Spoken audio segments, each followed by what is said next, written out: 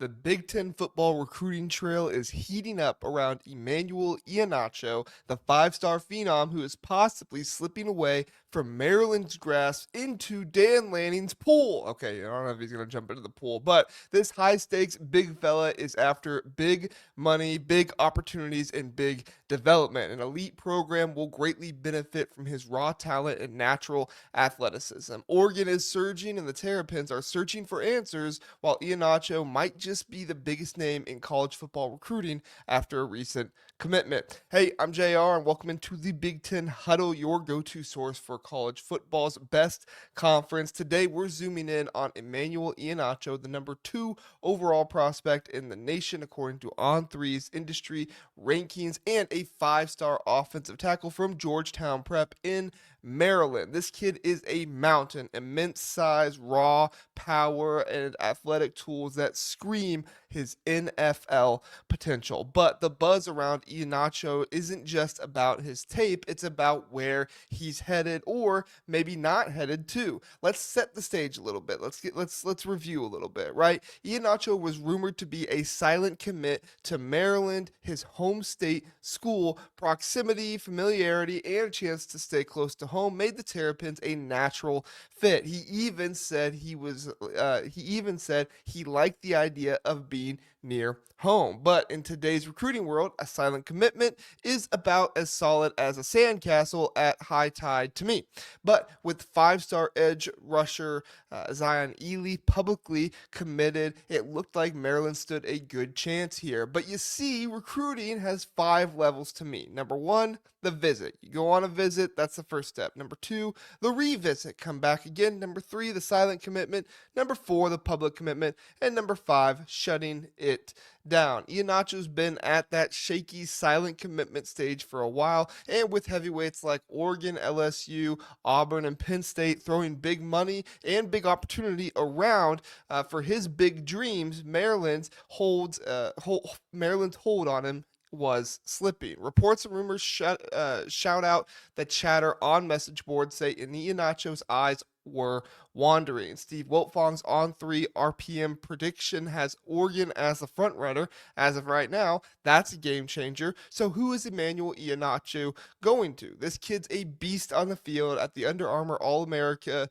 week, he showed up as one of the best young players, but never looked out of place despite his age. Day one, he was locking down pass protection, had great hand usage and balance. On day two, he was pancaking defenders in the run game, showcasing power that had coaches drooling. His scouting reports call him a, quote, bullish physical run game presence, unquote, with the frame to play tackle or slide inside to the guard, where he could be a tone-setting mauler. He's got basketball roots too, which show his nimble footwork and functional athleticism. Sure, he's got some technical rawness, right? But his ceiling, it is sky high. You get him the right developmental process, and this guy is going to be a monster. He should be a first-round draft pick someday, and programs and coaches know it. Now, let's talk about Oregon. The Ducks are making a hard push, and it's no surprise why. Under head coach Dan Lanning, the offensive line,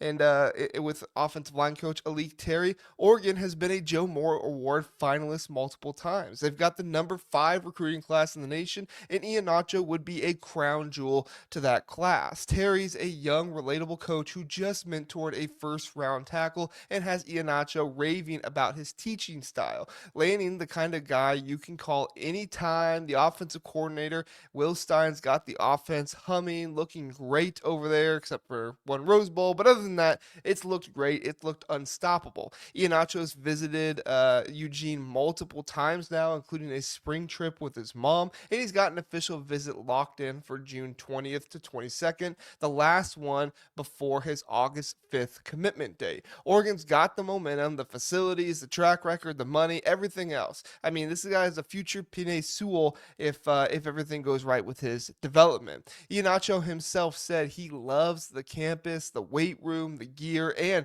the, quote, straight love, end quote, he felt in Eugene. But it's not a done deal. LSU, Penn State, and Auburn are hosting official visits in June as well. And Iheanacho's parents, his mom is a nurse, his dad a correctional officer, are joining him for those visits. Look, family input certainly can shake things up, especially since they've only seen Oregon so far. LSU's got offensive line coach Brad Davis, who just produced the number one tackle in the draft in Will Campbell. There's a lot to like about Davis's humility and developmental track record. The Tigers are definitely in the mix here, if not tied for first with Oregon, in my opinion. And it's a distraction-free environment. They're going to sell the SEC pedigree, which we know is not as big as it once was, but that's what they're going to sell.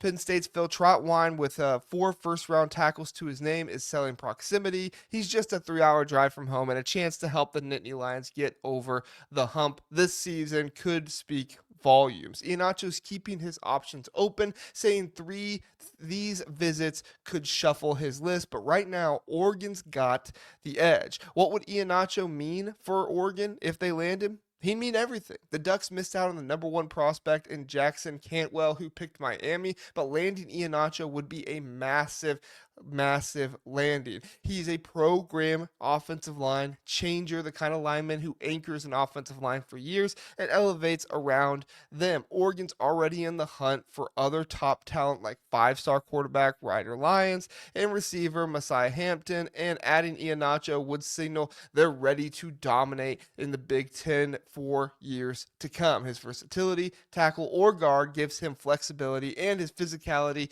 would fit perfectly in the conference's smash mouth style over the history of the conference. Plus, with Oregon's NFL pipeline, Iheanacho could be the next big name to cash a first round check, because I got to be honest, guys, I actually like Iheanacho better than Cantwell. I'm just being honest. Like, I don't get me wrong. Cantwell's a monster. He's marketed himself like a pro on social media, but there's something about him that kind of gives me diva vibes a little bit. Maybe that's not fair, but maybe it's the hype machine. I don't know. But Iheanacho, he's different. This kid is a worker. He's a grinder through the process. He's been grinding his entire career, taking his visits, soaking everything in. He's not rushing things, but with his commitment date in August, we might see a commitment sooner, maybe. I don't think so, but you never know. He strikes me as the kind of player who will show up, put in the work, and let his play do the talk. And that's the kind of guy you build your offensive line around for years